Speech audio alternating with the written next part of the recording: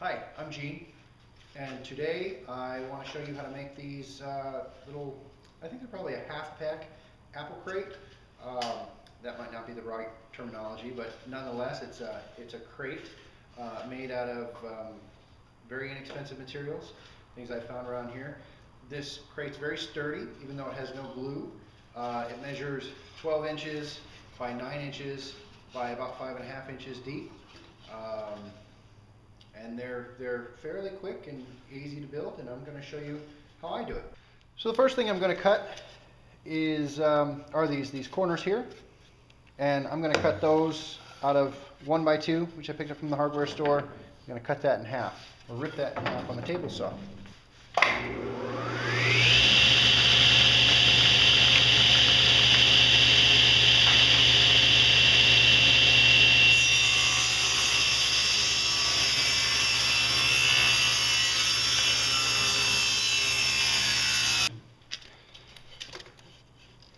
So now I'm going to measure this, the inside of this crate here, and it's about 4 3/4. This is not an exact science on this particular project, so about works just fine.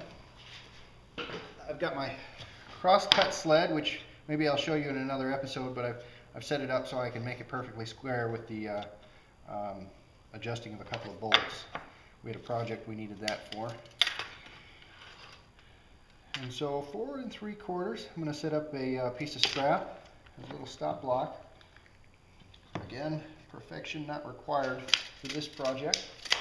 And we're going to cut some of those corners.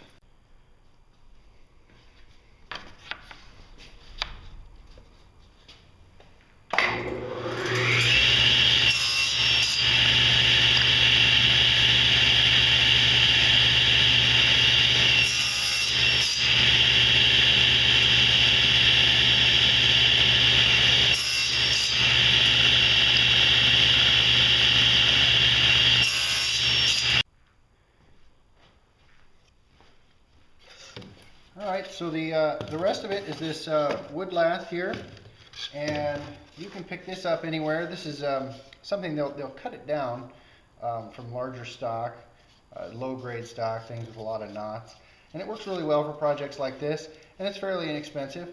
We're going to need 2 different sizes for this, one for the long runner there, and the other size for the shorter runner. And these long ones are 12 inches long. And the short ones are 9 inches long. So it gives us roughly a 12.5 by 9 inch crate. So we'll adjust the fence to get right there at about 9 inches. And I'll lock that down.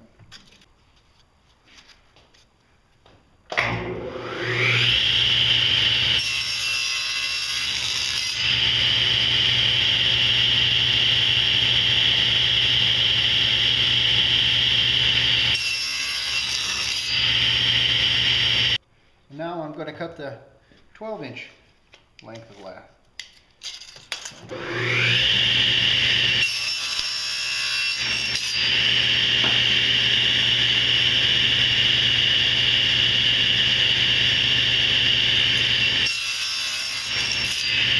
Alright, so assembly's pretty easy. I'm going to use my air nailer. I got this on a Black Friday sale for about 20 bucks, so no big deal. I'm sorry, excuse me, it's an air stapler. And I'm going to use these, I believe they're half inch staples. So the way I determine is I'll get a piece of lath here, I'll stack 2 of them together, and I'll hold that up. And as long as that's not going all the way through, I think you're gold. So I'm going to load those. And then I like to set a carpenter's square down here. This is just a 2-foot carpenter's square. Helps me keep everything, well, square. I'm going to take some of those 12-inch pieces, and I'm going to find a piece with a nice edge, and I'm going to make that my bottom piece. And I'll show you why in a second. But that's the most important edge, is the bottom edge. And then I'm going to set another piece right butted up against it. And then I'm going to take my 3rd piece and put it on top. And your top edge you may want for a nice edge too. So now that I've got those laid out, I've got them set against my carpenter's square. I know these pieces are fairly accurate or in line with each other, so that sets this one square, because I cut all these at the same time using that same jig on the table saw. So I'm going to put my hand in the middle here, hold down. I'm just going to put a staple in each one.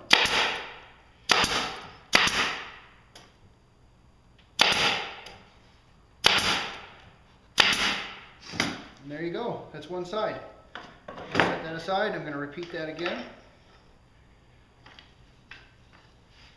Then I'll get 3 pieces, finding one with a nice edge. Set that here.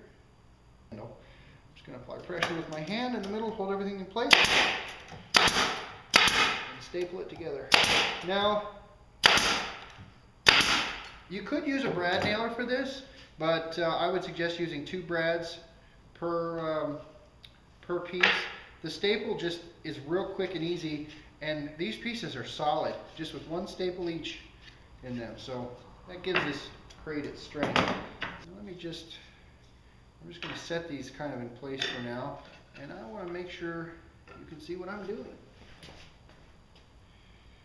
So I'm not going to worry too much about one side. We'll just get, or both sides, we'll just get one side lined up, and I'll put that staple in. Again, I know my pieces are pretty square because I cut them all on the table saw, so I'm taking advantage of that.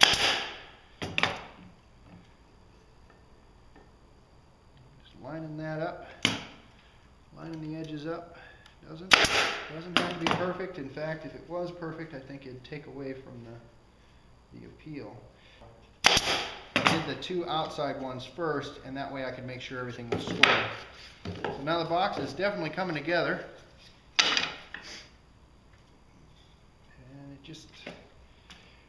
Assembly's kind of that way. The further you get along, the easier everything gets, because things start holding themselves together a little better. Things are already lined up for you. So, put this last one on. Now the bottoms, the bottom piece on the sides down here are not as important. I have 4 pretty good pieces all the way around, but these aren't as important. But when I mentioned that these 2 pieces, having a nice bottom down there was important, I'm going to show you why. If I would have a piece like this, where it's got the round of the wood on it, and I'd have that on the bottom, it would make it hard for me to put these staples in that hold the bottom slats on. But then the ones in the middle, I'm going to lay them out. I'm just going to do it by eye here. The ones in the middle are actually going to staple into the front and back slats there. And we'll put these staples in here. So I'm just trying to line up the edge of my staple gun to try and get that slat right in the middle.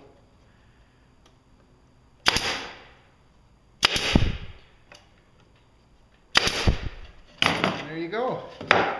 You can see that's your finished crate. And that's real good and sturdy. If you are just going to use them as storage crates, these things are great. If you're going to put toys in them and give them to kids or something like that, I recommend hitting them with a 120 grit or even a 220 grit sandpaper to sand all those splinters out. So, but there you have it. Thanks for watching. Have fun.